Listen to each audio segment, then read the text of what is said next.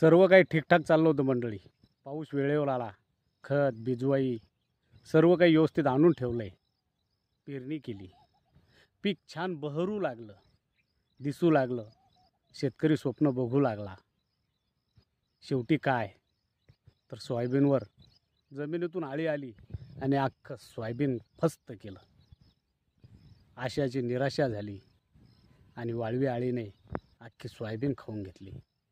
शेवटी काय झालं, जंगल रिकामं झालं आणि आज दुबार तिबार पेरणीची संकट शेतकऱ्याच्या माथी आलं. आणि लोक म्हणतात शेती म्हणजे स्वतःचा मालक. साहेब बरोबर आहे, शेतीतला हा शेतकरी स्वतःचा मालक आहे, पण तेवढाच आज कर्जदार पण झाला आहे. कारण निसर्गाच्या लहरीपणामुळे शेतकरी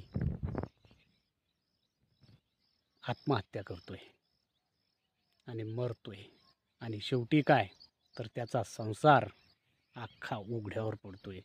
म्हणून म्हणतोय तो कर्जमाफी मागतो तर त्याच्या कष्टाची मागतोय. कारण ह्याच पिकावर त्यानं कर्ज घेतलेलं असतंय.